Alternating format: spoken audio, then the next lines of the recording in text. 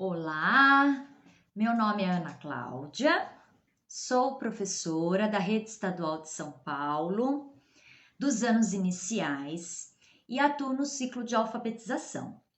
Toda quarta-feira eu deixo aqui no Instagram uma dica de prática pedagógica para você, professor, poder potencializar as suas aulas, o seu ensino de alfabetização com os seus alunos, certo?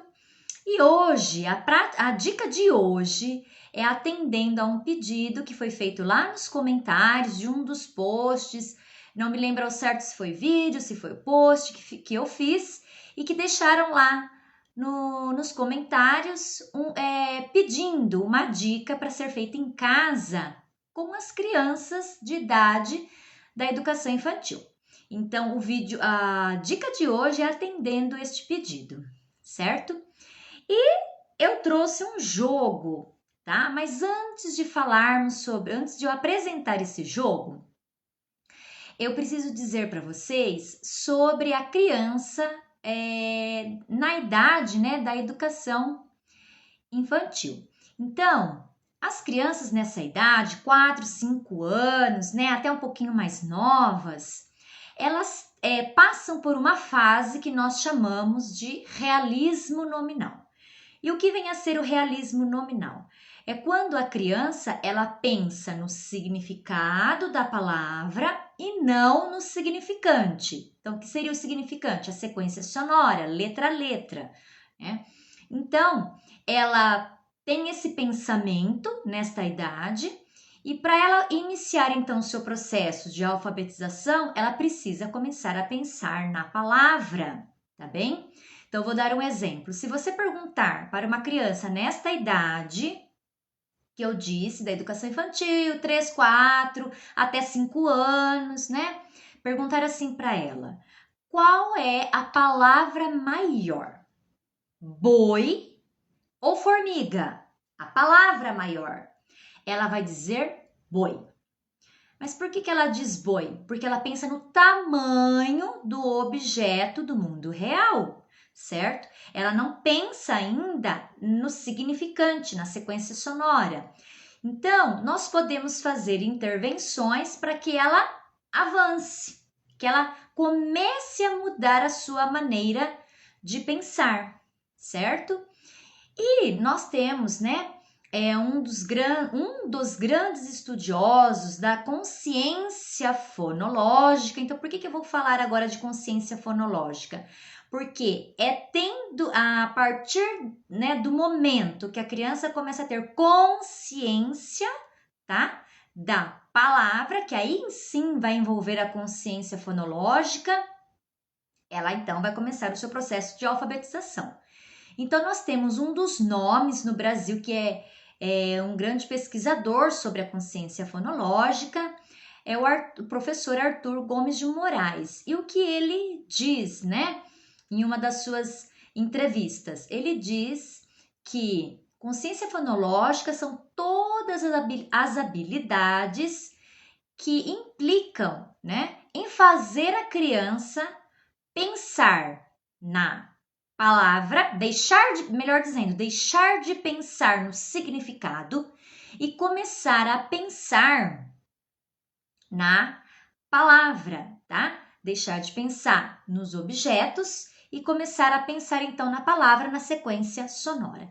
Então, por isso que como que eu faço então para fazer com que a criança deixe, né, de ter essa maneira de pensar no significado? É trabalhando então consciência fonológica, né? E consciência fonológica é algo muito abrangente, né? Tem várias divisões aí várias habilidades dentro da consciência fonológica.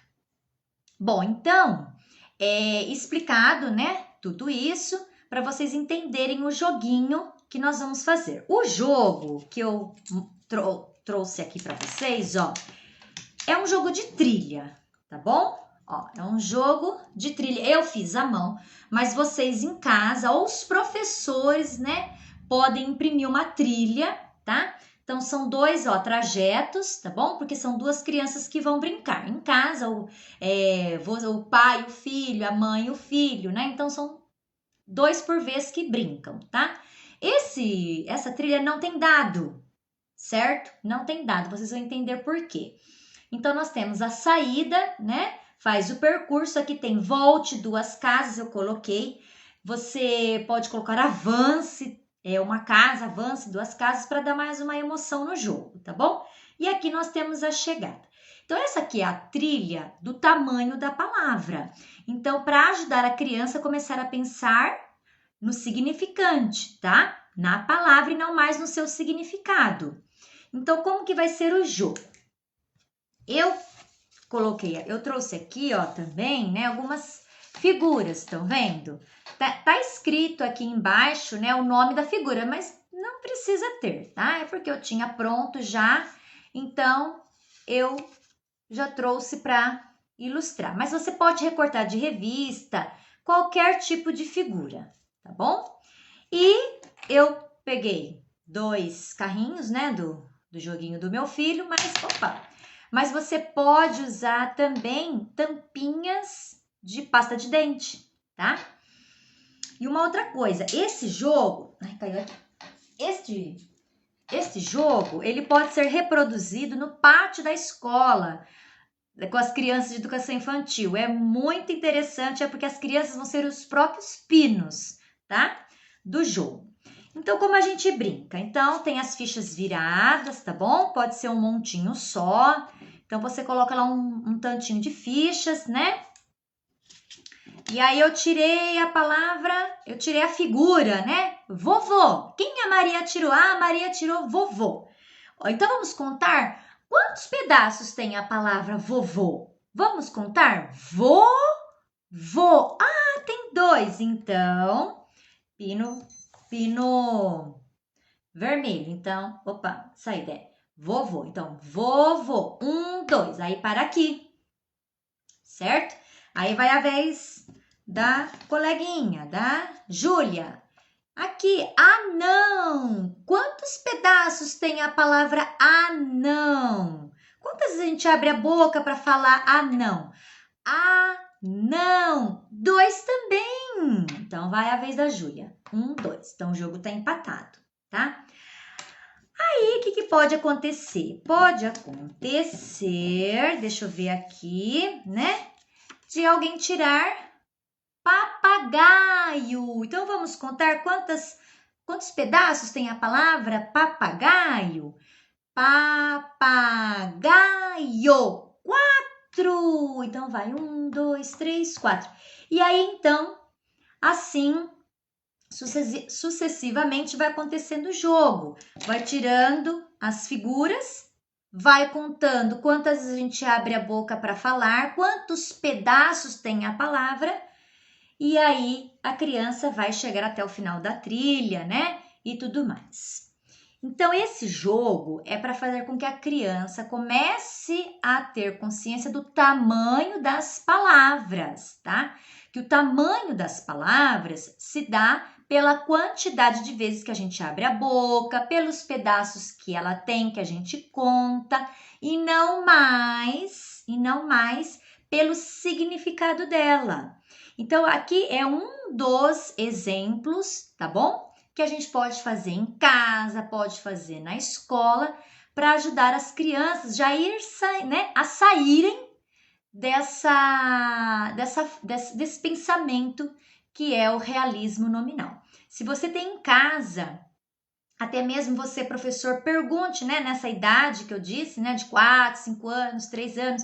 Então, pergunte à criança, faça o teste, que é um teste muito clássico. Pergunte à criança, qual palavra é a maior? Qual palavra é maior? Boi ou formiga?